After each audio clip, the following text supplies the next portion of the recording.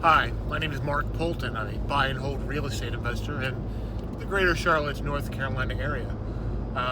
Currently have 15 homes that are investment properties, 2 Airbnbs, 1 unfinished duplex. Everything else is basically done.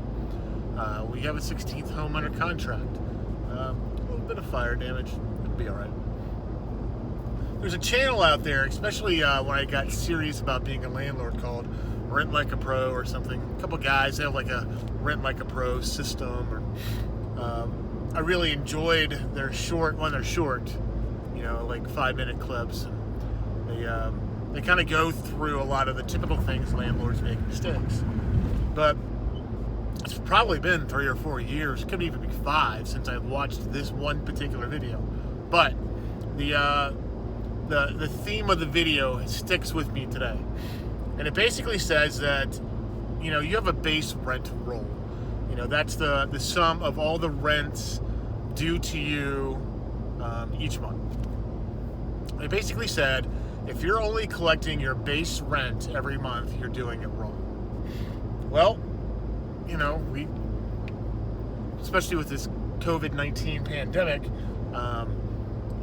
we're happy just to get our basic rent roll, but under normal circumstances, they're basically saying there's always fees to be collected. There's always something, late fees, administrative fees, notification fees, and all this. And when I first started this, I don't like fees. I don't like them at the bank. I have one of the big banks that our business account is at, and they just fee the crap out of you. And now that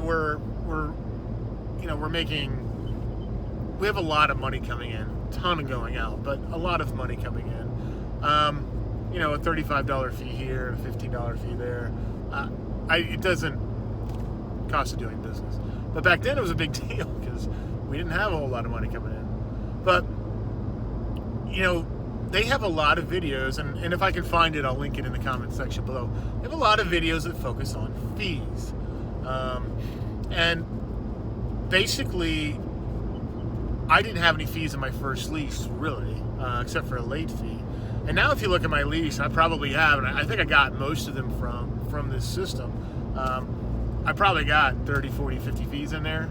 And some of them are really, really good fees. Like, we have, and I got this specifically from them. It is a early termination fee. And it's equal to 3 times the monthly rent when he first started. We sign people to a 3-year lease, and there's a 2.9% increase.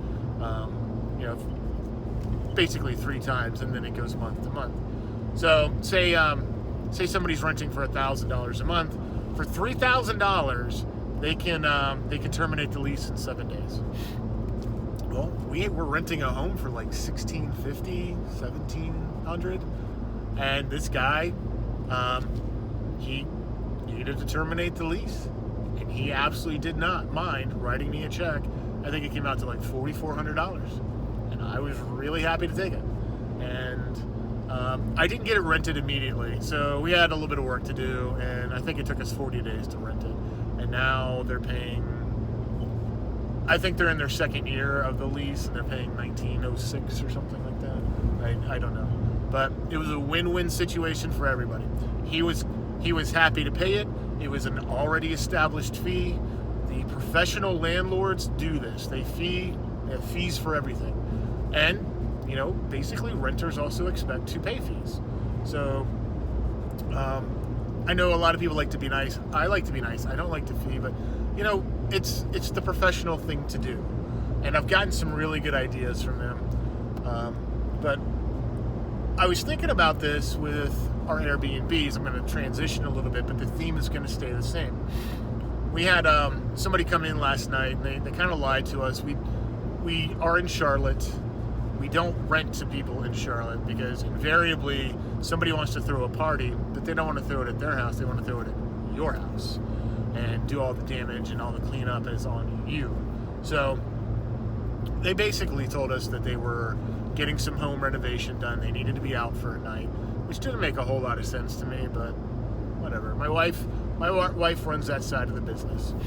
And I told her, I'm like, just make sure you get a good deposit. You know, we'll check the cameras. And sure as shit, they threw a party. I think my wife had just told me she counted 30 additional people, 35 additional people, and I think we charged $50 per additional person. Anyways, it was unnecessary. And anyways, she has to start a grievance, or to collect money, to get the security deposit and stuff like that. She has to start that process with Airbnb. Well, that'll be the third opening in like a week of us opening a case to get extra money. She hasn't really divorced herself emotionally from that part of the business, where when it comes to like the long-term rental, I don't really get that emotional. I'm just not emotionally attached to anybody anymore, or that friendly either. We'll cut some people a break. If you're a good tenant, we'll cut you a break all day long. But and if you're a good tenant in a hard time, we'll definitely work to help you out. But I told her that we might only be making 1.5 times, maybe a little bit more of a short term, after all expenses and everything, than we would doing long term. And that's not that great. I got a buddy, I think he did 2.5 to 3 times.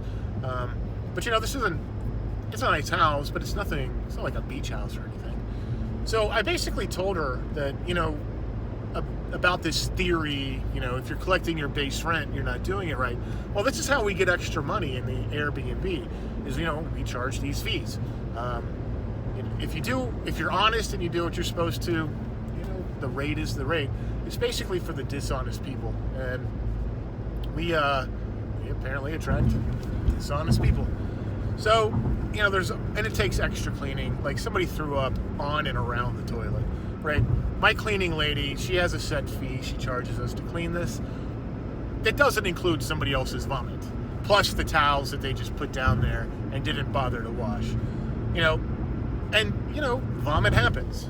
But when my wife and I stay at a place and we vomit, we clean it up, especially if there's a washer and dryer.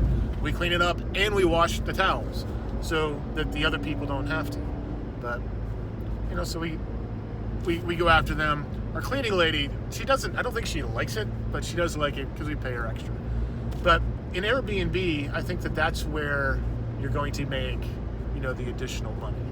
So anyways, that's my thought on, that the theme or the idea that if you're collecting in this industry, if you're just collecting your base rent, or, whether it's a short-term or a long-term rental, you're doing it wrong. And I have to agree with that. There's all kinds of ways to extract fees. And a lot of people don't like to pay fees for like evictions and stuff like that. But you'd be surprised, there's a lot of people who, might want to pay a fee to do something different. These are my thoughts. What are your thoughts? Leave them in the comment section below. Like, share, subscribe. And if you actually watch this till the end, you are the only one. I wish you the success.